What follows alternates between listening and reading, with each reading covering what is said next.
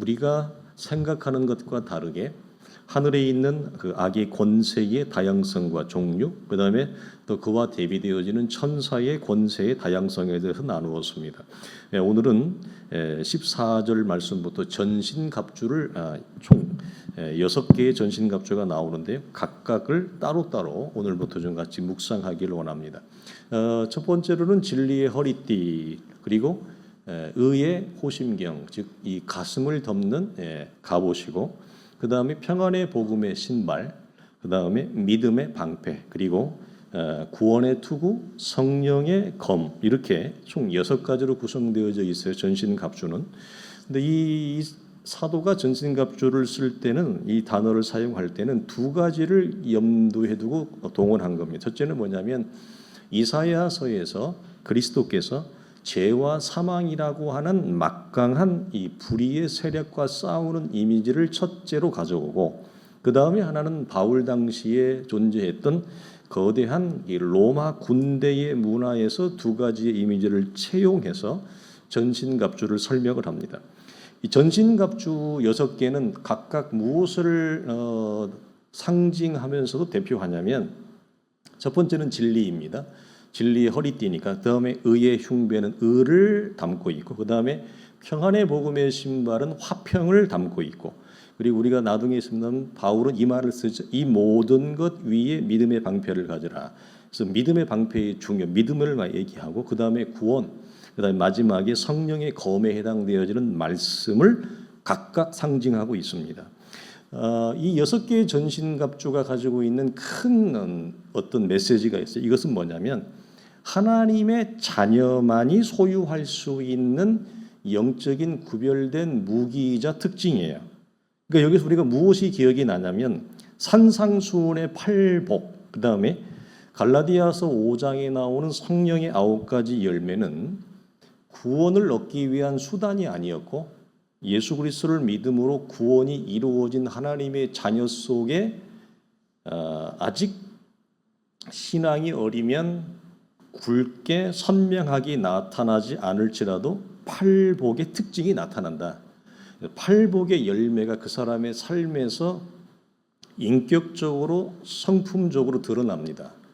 팔복의 특징이. 그 다음에 갈라디아서에서 나오는 성령의 9가지 열매도 우리가 그냥 그 9가지 열매를 지식적으로 기억하고 암송하는 그런 차원이 아니라, 그것들은 모두 다 무엇을 얘기하냐면 하나님의 자녀라고 하는 우리의 인격과 삶의 존재 안에 분명히 이렇게 드러난다는 거예요.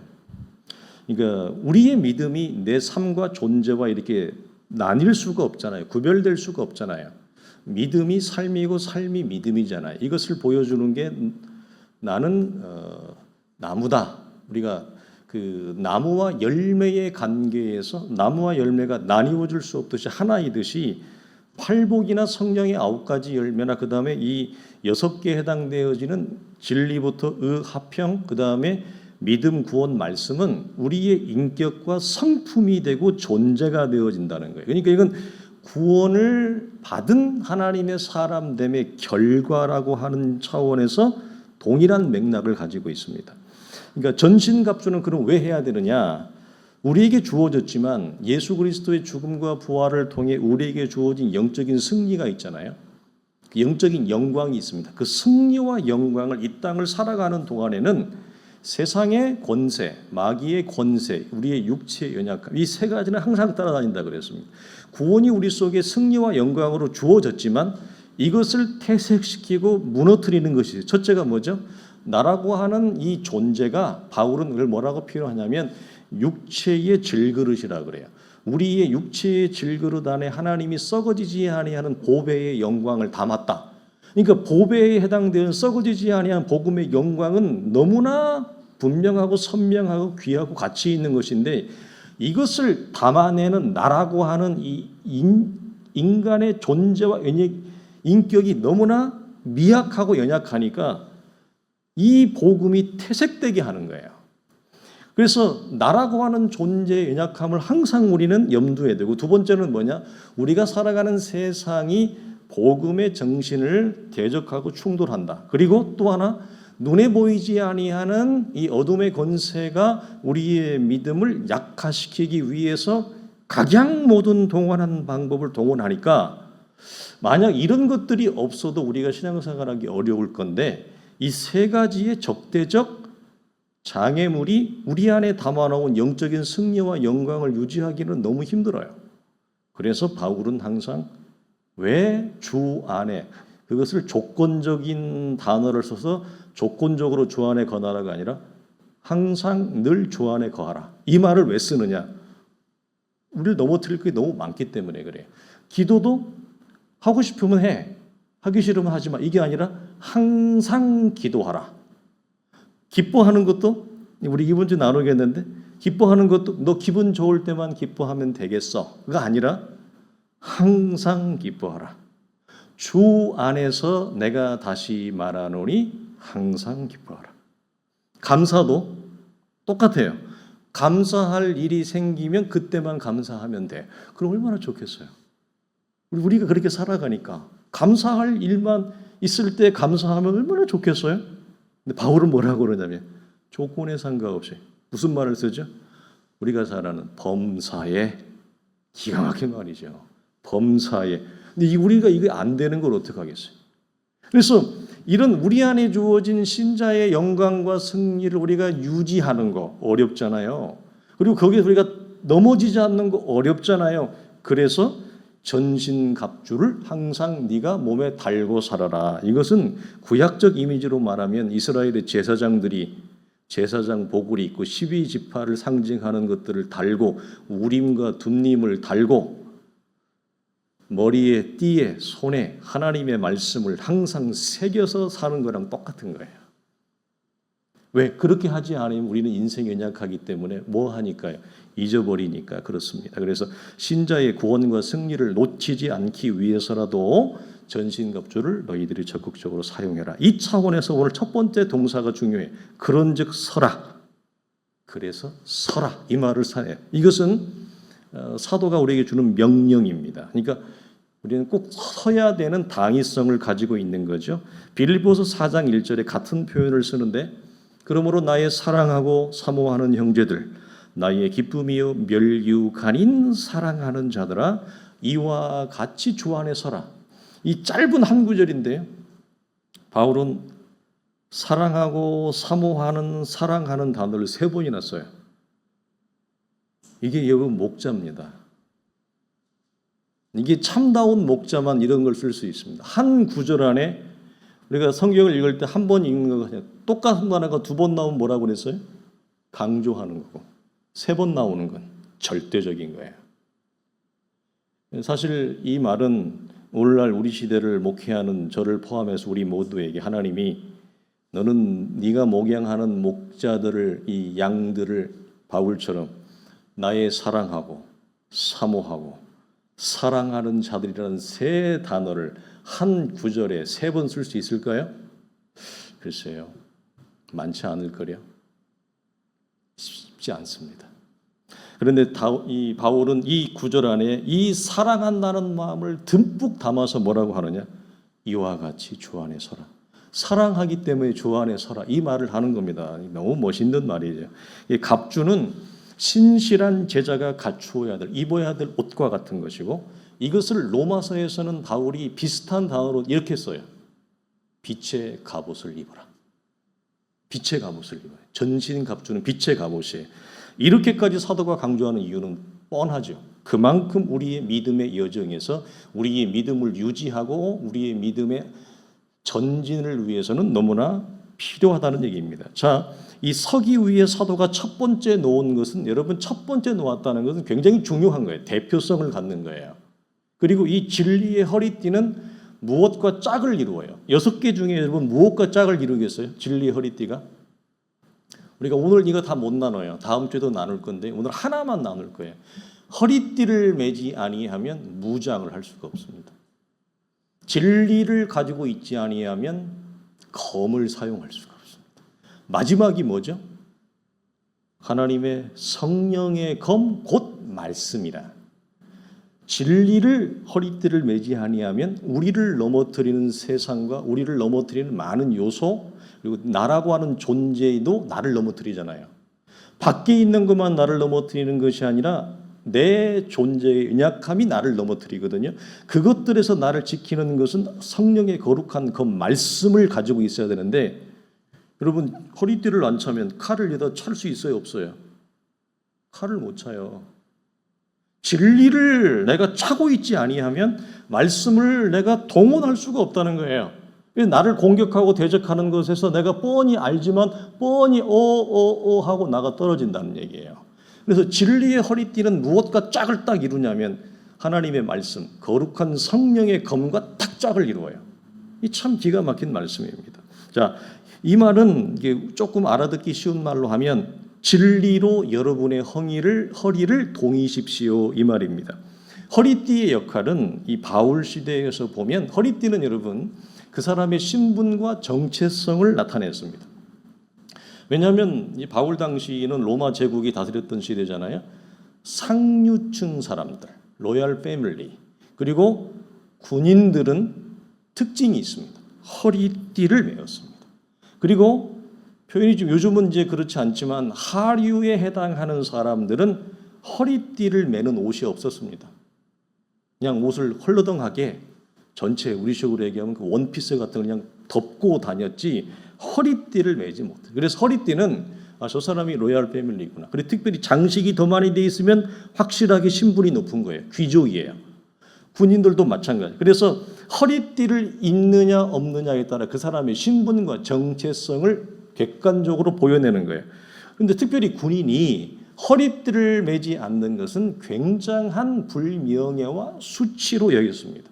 왜냐하면 전쟁에서 패배한 사람들에게 제일 먼저 하는 것은 무장을 해제시키는 겁니다. 무장을 해제하려면 제일 먼저 뭘 하냐면 허리띠를 풀러. 경찰들이 차고 다니는 거 있잖아요. 이거 미국 경찰들 이 권총을 피스톨을 하고 이 무전기를 차는 이게 그들의 생명입니다. 이걸 잃어버리면요 군인이 총을 잃어버리는 거 똑같아요. 엄청난 징계가 따라요. 현직 미국 경찰들도. 그래서 이 허리띠를 풀어버리는 것은 패배했다는 얘기예요. 무장을 해제했다는 얘기. 무슨 말입니까? 너는 패배한 존재다. 이 말입니다. 수치스럽다는 거죠. 그래서 군인은 항상 의무적으로, 이게 명령이라 그랬잖아요. 의무적으로 허리띠를 차고 다녀야 돼요. 그래야 칼을 차니까. 그래야 중심이 잡히니까. 그래서 언제 적이 나를 공격해도 대항할 수 있으니까. 준비된 스탠바이의 삶의 첫 번째로 진리를 허리띠에 매라 이렇게 되는 거죠. 그래서 상관이 봤는데 군기가 풀어져서 허리띠를 메고 있지 않으면 실제로 강력한 징계를 상관이 주었다고 합니다. 이처럼 허리띠는 그 사람의 신분과 정체성을 드러낸다. 그러면 사도가 말하는 신자의 신분과 정체성은 무엇인가? 같은 에베소서 4장을 보게 되어지면 24절에 너희는 하나님을 따라 의와 진리의 거룩함으로 지으심을 받은 새 사람을 입으라 이렇게 돼 있어요. 우리 너무 익숙한 표현인데 이걸 조금 헬라어를 이게 왜냐하면 번역된 문장이 조금 잘못됐거든요. 그래서 헬라어를 우리식으로 제가 좀 의역을 하면 이겁니다. 너희는 하나님의 형상을 따라. 여기서 하나님을 따라라는 말은 하나님의 형상을 따라 이 말이에요.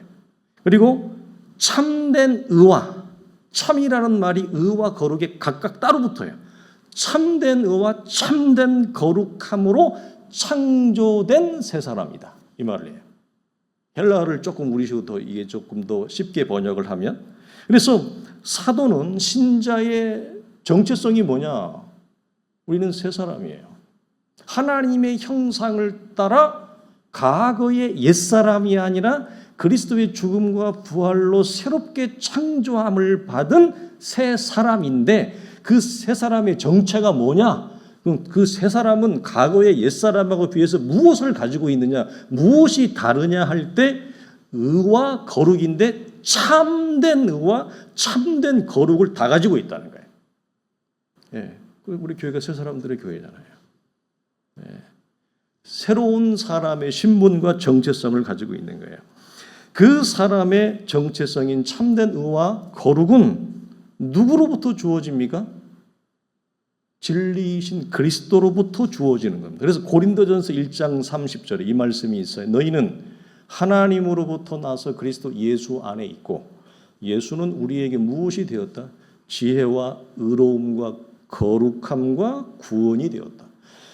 예수 그리스도라고 하는 진리가 우리에게 의와 거룩이라고 하는 새로운 신분에 걸맞는 허리띠, 이 정체성을 우리가 덧입게 했어요.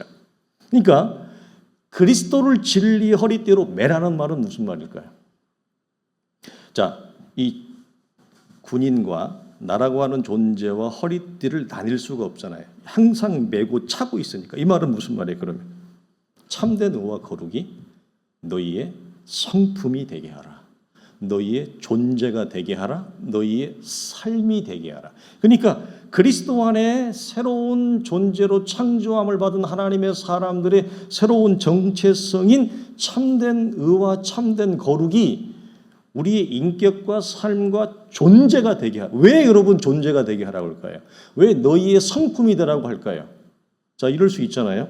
우리가 이런 시간이 저마다 올해인데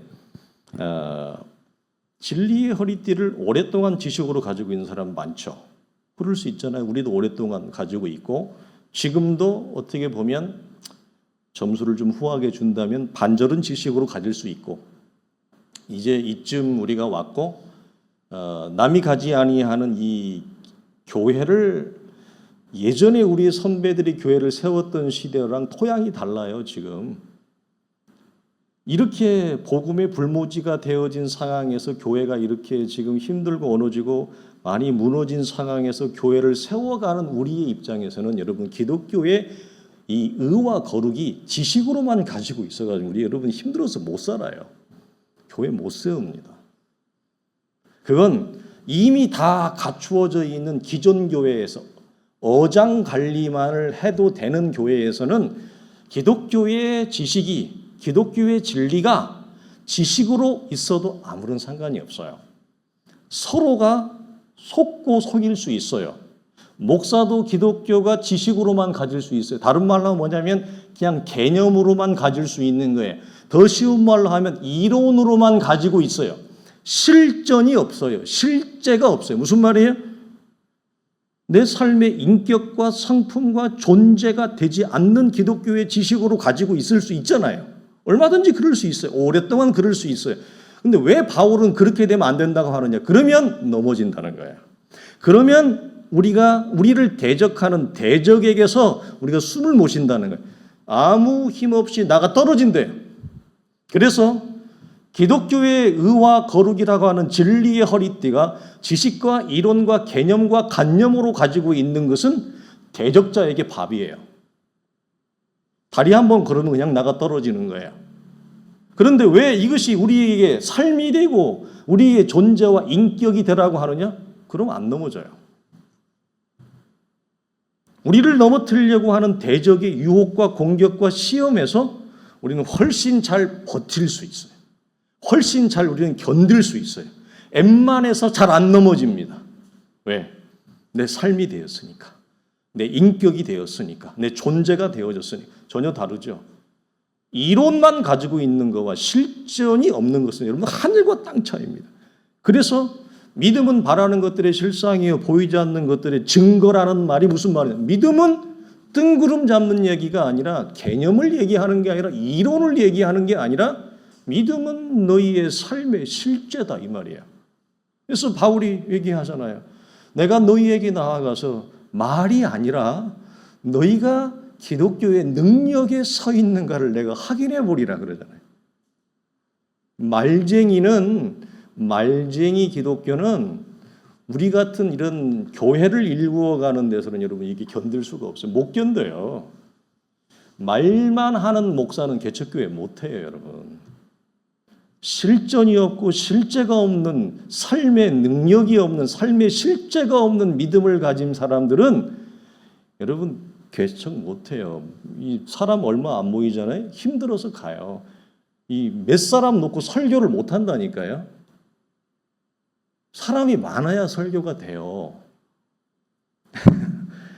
공간이 좁으면 답답해서 설교를 못 해요. 지식과 이론이죠. 이 거친 이 돌뿌리를 캐고 갈 수 있는 것은 실제죠. 실전이죠. 지식만 이론만 가지고는 못 해먹어요. 그래서 바울은 이 차원에서 진리의 허리띠를 매라, 진리가 너희의 삶의 실제가 되게 하라, 이 말이죠. 그러면 의와 거룩으로 창조된 새 사람의 삶과 성품과 실제는 어떻게 나타나느냐? 4장 25절 이하에, 그러니까 거짓이 없어요. 그런즉 거짓을 버리라. 그리고 각각 이웃과 더불어 참된 것을 말하라. 무슨 말이에요? 여기 참이 진리를 말하라. 그리고 화를 내어도 회가 지지 않도록 화를 품지 말라. 화낼 수 있다. 원망할 수 있다. 그러나 그날은 넘지 말거라. 이 말이에요. 왜 그날을 넘지 말라고 할까요? 그 다음 말씀이 중요해요. 똑같은 말씀이에요. 마귀에게 틈을 주지 않기 위해서다. 무슨 말입니까? 화를 낼 수 있잖아요. 사람이 분노할 수 있잖아요. 짜증낼 수 있잖아요. 그런데 이것을 화를 계속 내는 거야. 그러면 무엇을 내가 활짝 열어주는 거예요? 마귀의 권세가 나를 넘어뜨리도록 내가 대문을 활짝 열은 격이 돼요. 그래서 화를 내어도 해가 지도록 품지 말라. 왜 그렇습니까? 마귀에게 틈을 주지 않기 위해다. 그런 다음에 나온 말이, 그러므로 더러운 말은 입 밖에도 내지 마라. 오직 선한 말을 하여 듣는 자에게 은혜를 끼치게 하라. 왜 그렇게 해야 됩니까? 성령을 근심하게 하지 않도록 하기 위함이다. 반대말로 하면 무슨 말이에요? 네가 그리스도 안에 새로운 신분과 정체성이 의와 거룩이라고 하는 존재가 되어졌는데 말끝마다 은혜와 덕이 되는 말이 아니고 말끝마다 선하고 진리를 말하지 아니하면 무슨 틈이 나에게 열어지는 거예요? 하나님의 성령이 아니라 사단이 나를 가지고 흔들어댈 수 있는 대문을 여는 격이기 때문이다. 이것이 성도들이 매야 될 진리의 허리띠. 그래서 칼빈 목사님은 이 진리의 허리띠를 뭐라고 그랬냐면 성도들의 거짓 없는 진실한 마음, 그리고 거짓 없는 진실을 말하는 것이다 그랬어요. 진실을 말하는 마음이에요. 이게 그리스도 예수 안에 옛사람과 새사람의 분명한 구분과 정체성이에요. 옛사람은 죄와 사망이 나를 주관했기 때문에 육체의 정욕과 욕망이 나를 주장하는 대로 살았기 때문에 선한 말을 안 하죠. 참된 진리를 얘기하지 않죠. 듣는 자에게 유익과 듣는 자에게 은혜가 되어지고 덕이 되는 말을 할 수가 없는 신분이죠. 입만 열면 더러운 말만 하는 거예요. 그러나 그리스도 예수 안에 의와 거룩이 진리가 내 삶과 인격과 성품이 된 존재는 이런 모든 것들이 그리스도 예수와 함께 십자가에 못 박혀 죽어 옛사람의 옛 일이 되어지고 이제는 나는 듣는 사람에게 은혜와 유익과 덕이 되어지며 진리와 참된 것과 선한 것을 말하는 아름다운 존재가 된 거예요. 그러니까 새 사람은 여러분 아름다운 존재예요. 그리스도 안에 새 사람은 에덴 동산에서 아담과 하와가 죄로 말미암아 타락하고 하나님을 떠난 인류를 향한 하나님의 구원의 궁극적인 목적이 뭐냐? 그리스도 안에 새로운 존재예요. 새 사람이에요. 그래서 이 본문이나 우리가 복음서를 나눌 때 신학자들은 이걸 뭐라고 하느냐? 그리스도 안에 새로운 인류를 하나님이 만드셨다. 더 큰 개념을 해. 사람보다 더 큰 개념, 새로운 인류. 죄와 사망이 주장하는 아담에게 속한 옛 인류가 아니라 그리스도에게 속한 새로운 인류를 하나님이 만드셨다. 창조했다. 우리는 그래서 하늘에 속한 존재예요. 아담은 땅에 속한 존재여서 썩어질 것, 죄에 속한 것을 삶의 타겟으로 살고 우리는 하늘에 속한 존재이기 때문에 신령하고 선하고 그에게 속한 것을 말해요. 이게 우리의 신분과 정체성이라고 얘기를 합니다. 자, 에베소서 4장 8절과 9절에 그래서 이 말씀 하나를 더 덧붙이는 거예요. 너희가 전에는 어둠이더니 이제는 주 안에서 빛이라. 빛의 열매는 뭐냐? 모든 선함과 의로움과 진실함에 있느니라. 이게 그리스도 예수 안에 새로운 진리의 허리띠를 띠는 신분과 정체성을 가진 자의 삶의 성품이에요. 인격이에요. 자, 성도가 우리가 이 부분에서 우리가 로마서를 아직 안 나갑니다만 로마서 나갈 때 나누겠습니다만 이 차원에서 우리가 이제 마을 모임도 하고 그 다음에 주일 오후에 설교 나눔도 하잖아요. 그런 모임을 우리가 뭐라고 합니까? 사도신경에 보면 성도의 교제라고 하는 말이 나오잖아요. 그걸 교제라고 그래요. 무슨 말이냐면 교회에서 우리가 쓰는 참된 성도의 교제는 중심이 뭐예요? 우리의 개인적인 어떤 그 마음에 힘든 거 얘기할 수 있고 우리의 개인적인 신변에 해당하는 걸 얘기할 수 있습니다. 그걸 우리가 하지 말라는 얘기가 아니라 성경이 말하는 성도의 교제는 중심이 뭐가 있어요? 그 안에 의와 거룩에 해당하는 진리를 말하는 거예요. 즉 하나님의 말씀을 가지고 서로 주고받는 거예요.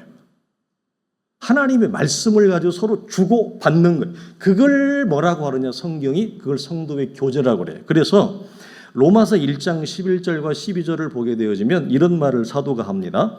내가 너희 보기를 간절히 원하는 것은 어떤 신령한 은사를 너희에게 나누어 주어 너희를 견고하게 하려 함이니 이는 곧 내가 너희 가운데서 너희와 나의 믿음으로 말미암아 피차 아니함을 얻으려 함이라.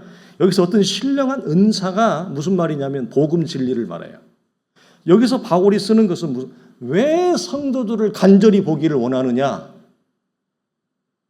개인적인 신변에 해당하는 것을 나누기 위해서가 아니라 바울 안에 있는 복음 진리, 하나님의 진리를 그들에게 나누어 주기 위함에